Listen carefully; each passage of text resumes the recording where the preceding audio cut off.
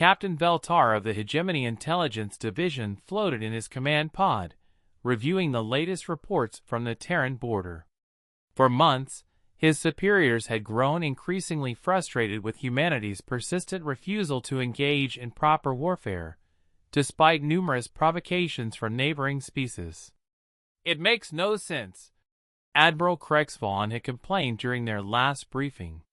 "Every species in the galaxy understands the concept of honorable combat.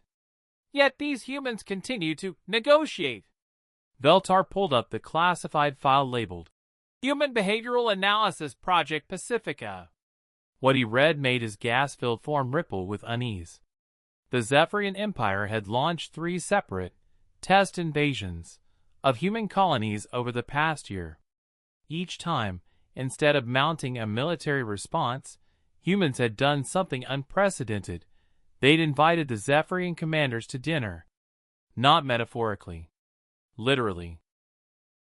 The first invasion of New Geneva had ended with Zephyrian General Thoxic sitting around a barbecue grill, learning to flip burgers while discussing crop rotation techniques with human farmers.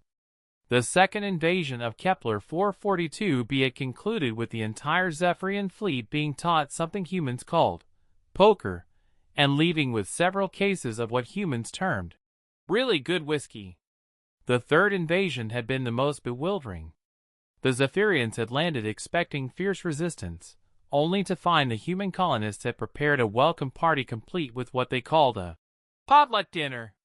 General Vashkov had spent 3 days trying to figure out what humans meant by bringing a side dish, before ultimately surrendering his flagship in exchange for the recipe for something called grandmother's secret sauce.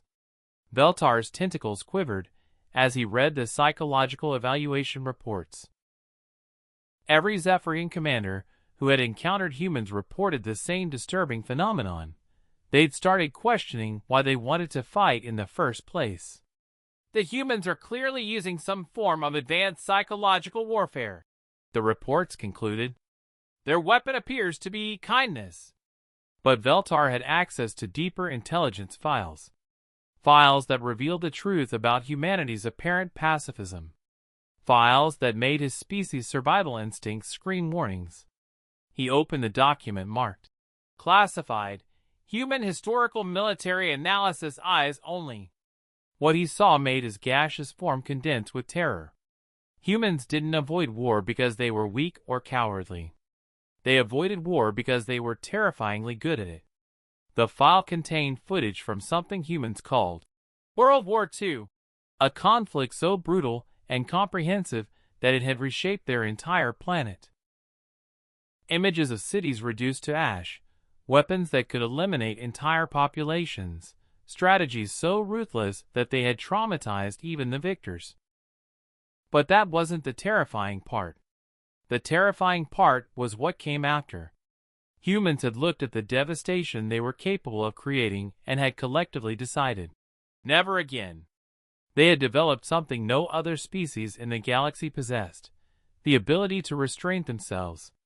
Not because they lacked the capacity for violence, but because they understood its true cost better than anyone else. Veltar found video logs from human military leaders' conversations that chilled him to his core. "We could end this conflict in 6 hours," a human general had said during the latest border dispute with the Kalari Dominion. Complete planetary sterilization, surgical strikes on their leadership, disruption of their entire supply chain. But then what? We'd have to live with ourselves afterward. Another recording showed human diplomats discussing the Zephyrian invasions.